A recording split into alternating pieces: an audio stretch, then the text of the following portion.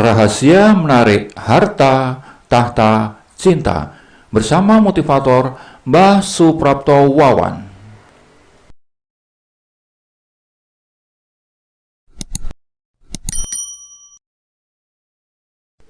Ibu bapak, saudara-saudari, para pemuda-pemudi di seluruh Indonesia, pada kesempatan podcast ini saya akan kembali membacakan buku berjudul Keajaiban Daya Prana, Rahasia Menarik Simpati, Percintaan, Kekayaan, dan Jabatan yang ditulis oleh Madeleine C. Morris. Buku ini sejatinya berbahasa Inggris ya. Kita akan membacakan bab 2 dengan subbab berjudul Daya Kekuatan Prana, Rahasia Menemukan Kembali Barang yang Hilang. Nah, kalau Anda suka kehilangan barang, ini ada petunjuk yang luar biasa. Daya kekuatan prana adalah daya dinamis yang dapat Anda bangkitkan dan Anda pergunakan untuk keperluan praktis sehari-hari. Dalam bab ini diajarkan cara menggunakan daya kekuatan prana atau DKP guna mendapatkan keajaiban-keajaiban seperti yang dilakukan oleh orang-orang kahuna kuno. Arti sebenarnya dari ucapan yang terdapat dalam Alkitab yang berbunyi, mintalah dan kamu akan menerima, akan terungkapkan bagi Anda. Anda akan diberitahu rahasia yang akan membuat Anda dapat menguasai semua hal seperti yang dijanjikan dalam Alkitab. Anda tidak akan kehilangan lagi barang milik yang berharga, karena kepada Anda akan diberikan rahasia penggunaan DKP untuk menemukan kembali barang-barang yang hilang. Mary menggunakan DKP untuk menyadarkan seorang pencuri agar mengembalikan cincin belian kepadanya. Dengan menggunakan DKP, Anda dapat menemukan kembali apa saja yang hilang. Barang itu akan ditemukan secara ajaib. Para ulama agama Huna zaman kuno di Hawaii disebut sebagai kahuna.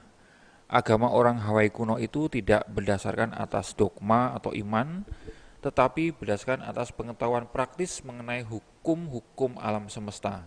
Tak ada orang yang tahu sejak kapan orang Hawaii menganut kepercayaan tersebut, tetapi orang memperkirakan setidaknya sama tuanya dengan Alkitab Nasrani.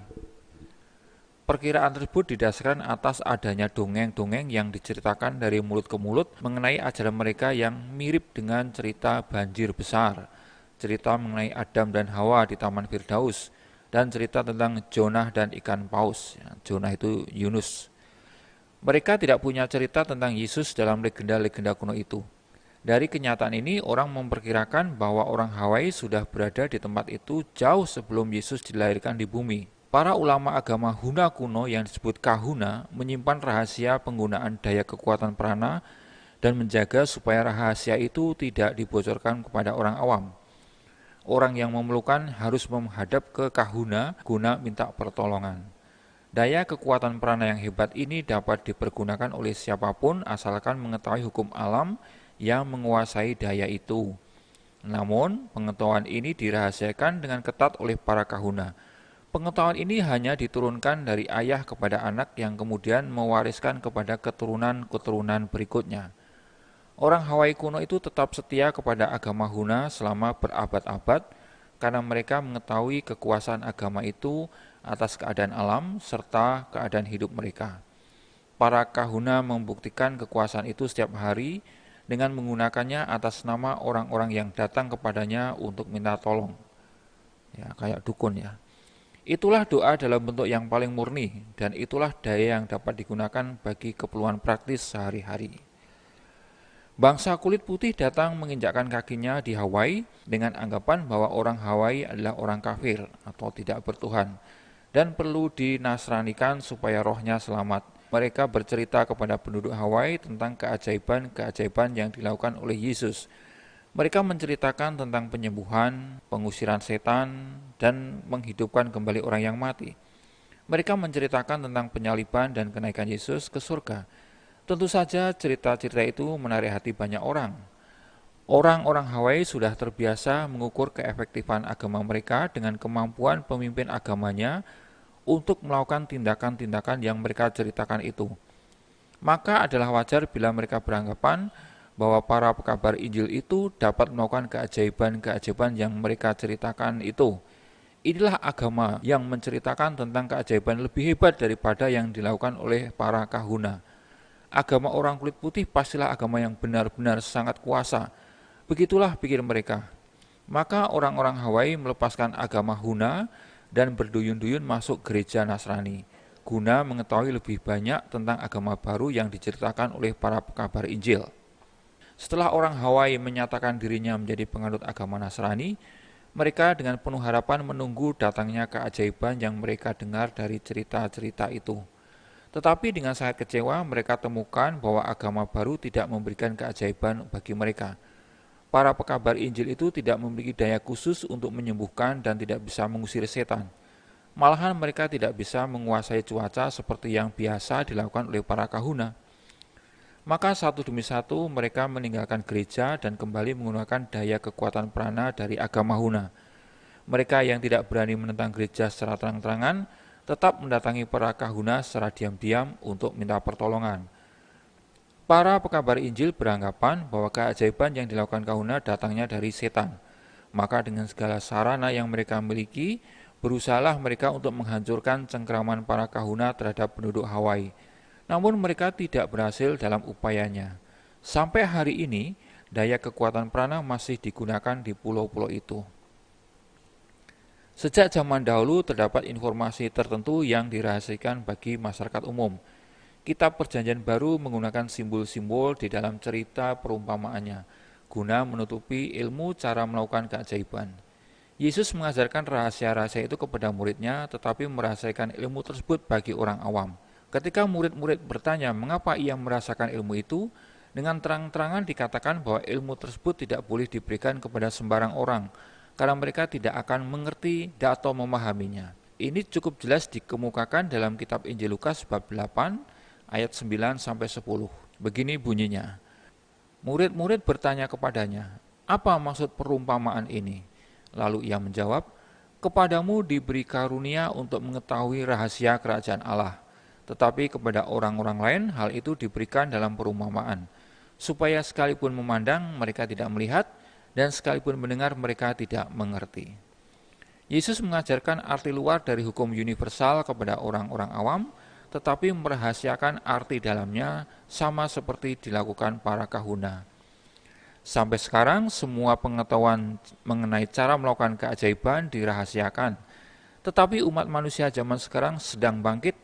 Manusia mengajukan pertanyaan-pertanyaan, ia menuntut supaya jawaban-jawaban diungkapkan baginya. Maka akhirnya jawaban itu diberikan bagi semua orang yang mencarinya.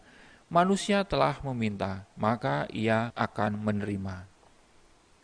Daya yang digunakan oleh kahuna dalam melakukan keajaiban adalah daya kekuatan prana. Daya tersebut merupakan konsentrasi daya hidup vital yang terdapat dalam semua benda hidup.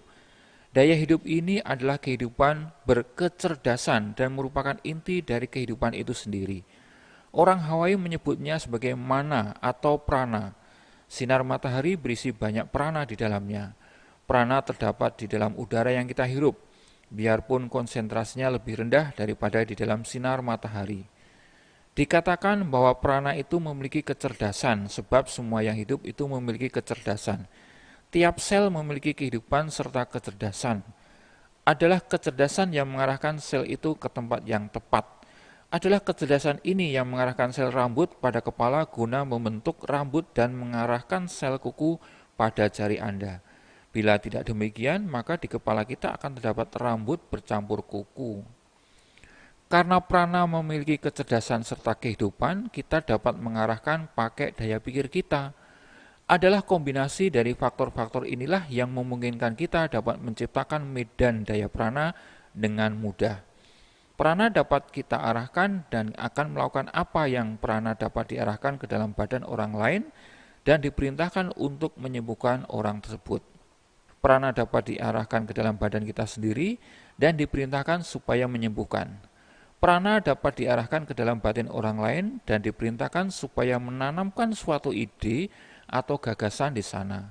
Prana akan mematuhi perintah Anda, dapat diarahkan guna mengirimkan energi ke pribadi tinggi, supaya mendatangkan perubahan dalam hidup demi kebaikan Anda. Bahkan dapat diarahkan guna menciptakan sarana bagi Anda, guna memperoleh uang yang dibutuhkan bila Anda tahu cara membangkitkan medan daya prana yang kuat.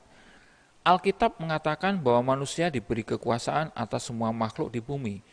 Manusia adalah satu-satunya makhluk yang diberi batin berpikir sadar, mampu menggunakan logika. Manusia diberi kebebasan memilih dan kebebasan berkehendak untuk digunakan menurut kemauannya. Manusia diberi kekuasaan untuk mencipta dengan cara yang sama seperti cara Tuhan menciptakan sesuatu. Manusia dapat membuat dunianya seperti yang Ia kehendaki. Manusia adalah satu-satunya makhluk Tuhan yang dapat menguasai nasibnya. Tetapi rupanya manusia secara keseluruhan lupa bahwa ia memiliki daya atau kemampuan tersebut. Ia membiarkan dirinya terombang-ambingkan ke sana kemari oleh keadaan hidupnya. Namun hal ini tidak berlaku bagi semua orang. Ada di antara mereka yang memutuskan untuk membuat hidupnya lebih baik bagi dirinya maupun orang lain. Mereka menggunakan daya kreatifnya guna kebaikan umat manusia. Antara orang-orang tersebut dapat Anda temui sebagai para industriawan besar, pembangun kota, pendidik yang efektif, penemu dan banyak lainnya di semua bidang kehidupan. Orang-orang tersebut memutuskan merubah hidup serta nasibnya sehingga dengan demikian merubah seluruh kehidupan orang. Semua kemajuan, apakah itu dalam tingkat perorangan ataupun tingkat nasional, dimulai dengan penggunaan daya kreatif dalam diri manusia. Bila ia menggunakan daya ini, ia benar-benar menggunakan kekuasaannya. Dengan menggunakan daya kekuatan prana dan pengetahuan untuk mengarahkannya, setiap orang dapat menjadi pencipta seperti yang dimaksudkan oleh Sang Bapa. Berikut ini saya akan membacakan cara menggunakan prosedur pengembalian barang yang hilang. Bapak, Ibu, saudara-saudara, dan para pemuda-pemudi di seluruh Indonesia, setiap orang pernah kehilangan suatu barang yang dianggap berharga olehnya. Mungkin barang yang hilang itu tidak punya nilai dalam bentuk jumlah uang, tetapi bila barang tersebut merupakan tanda mata yang kita cintai, atau suatu barang yang sangat kita perlukan pada saat itu, misalnya sebuah kunci, maka kita bisa menjadi pusing karenanya. Benar bukan? Dalam keadaan seperti itulah kita menggunakan DKP, supaya menolong menemukan benda tersebut. Dan inilah caranya. 1. Ambillah 6 nafas yang sempurna atau 6 nafas dalam. Menahan nafas itu selama mungkin sebelum mengeluarkannya. Perintahkan kepada pribadi rendah untuk menimbun medan daya prana yang diambil selama pernafasan dalam itu. 2. Gambarkan barang yang hilang itu sejelas mungkin. 3. Kirimkan prana ke pribadi tinggi. Lakukan ini dengan membayangkan seberkas sinar putih bergetar meninggalkan daerah solar plexus. Solar plexus itu daerah wudel, dan bergerak ke atas menembus benda serta kepala sampai kira-kira 6 kaki di atas kepala. 4. Selanjutnya kirimlah barang yang hilang itu lewat berkas cahaya ke pribadi tinggi.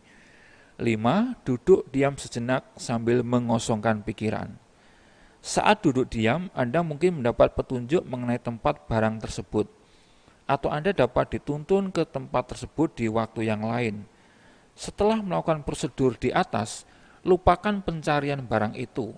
Kalau barang itu belum ditemukan pada hari itu, ulangi prosedur itu sekali sehari. Berikut ini saya bacakan testimoni dari beberapa orang. Joy melakukan prosedur pengembalian barang yang hilang dan cincin berliannya ditemukan kembali. Joy menggunakan DKP guna menangkap pencuri dan mendapatkan kembali cincin berliannya. Ia sudah terbiasa menggunakan DKP untuk bermacam-macam keperluan. Ia menceritakan kepadaku bahwa hal itulah yang membuat ia mampu mendapatkan kembali cincinnya yang hilang dengan cepat. Pencurian itu terjadi pada suatu malam di tempat bowling center tempat Joy bekerja. Ia sedang meletakkan beberapa bola baru di rak bola ketika salah satu bola terlepas dari tangannya dan menjatuhi jari manisnya. Ketika ia kembali ke meja pelayan, ia melepaskan cincinnya itu dari jarinya guna mengurangi rasa sakitnya. Ia bermaksud untuk menyimpannya dalam laci uang kas, tetapi beberapa pelanggan membutuhkan layanannya dan oleh karena itu ia terpaksa menempatkan cincinnya itu di atas langit-langit rak. Biarpun ia tidak pergi kemana-mana dan hanya sibuk melayani orang selama beberapa menit, ketika ia meraba untuk mengambil cincinnya, ternyata cincin itu sudah hilang. Ada 4 orang di belakang meja yang mempunyai kesempatan mengambil cincin Joy. 3 orang laki-laki dan seorang perempuan. Tetapi Joy tidak mau menuduh orang, maka ia putuskan untuk berpikir dulu sebelum salah satu dari 4 orang itu meninggalkan tempat pelayanan. Joy sudah sering menggunakan DKP dalam usaha membuat para pegawainya supaya bekerja lebih baik. Sekarang ia mau gunakan DKP supaya orang yang telah mengembalikan cincinnya mau mengembalikannya. Ia dapat membangkitkan DKP dengan kuat karena sudah terbiasa menggunakannya sehari-hari. Setelah membangkitkan DKP, ia berikan perintah mental dengan tegas supaya orang yang bersalah menjadi terlihat sangat gugup. Ia memperkirakan bahwa pencurinya pasti merasa sangat gugup sekarang. Oleh karena itu, bila ia dapat membuat orang tersebut lebih gugup lagi, mungkin ia akan mengembalikan cincin yang dicurinya. Benarlah, kira-kira 5 menit setelah Joy memberikan perintah mental, perempuan di belakang meja pelayanan itu menjadi sangat gugup dan mukanya menjadi pucat. Tiba-tiba ia membungkukkan badannya dan membuat gerakan seakan-akan mengambil sesuatu dari lantai. Katanya, "Oh lihatlah, bukankah ini cincinmu Joy?" Katanya begitu. "Saya lihat itu ada di lantai." Joy tersenyum dan mengucapkan terima kasih atas penemuan cincin itu. Namun seperti dikatakan Joy kemudian, adalah berkat DKP ia dapat memperoleh kembali cincin berliannya. Kasus yang kedua atau testimoni kedua. Rose menemukan kembali mata uang langka. Rose adalah seorang pengumpul benda-benda kuno, terutama uang langka. Salah satu milik Rose adalah sebuah mata uang penny kuno yang bergambar kepala orang Indian yang bernilai beberapa ratus dolar dan merupakan milik kebanggaannya. Pada suatu hari ketika ia dalam perjalanan mengunjungi kerabatnya di kota lain, mata uang itu hilang dari tempatnya tanpa meninggalkan bekas. Rose sangat sedih karenanya. 2 tahun telah berlalu tanpa ada tanda-tanda dari mata uang yang hilang itu. Pada waktu itulah Rose berkenalan dengan penggunaan DKP. Ia menjadi terampil dalam menggunakan DKP. Hal tersebut menolong ia dalam menghadapi problem hidupnya. Pada suatu hari ketika ia menyortir barang-barang miliknya, ia ingat akan mata uang yang hilang sejak 2 tahun yang lalu. Katanya, "Sebaiknya saya menggunakan DKP untuk menemukan kembali mata uang itu." Katanya kepada dirinya sendiri. Ia yakin bahwa dengan pertolongan DKP, ia bisa menemukan kembali mata uang itu.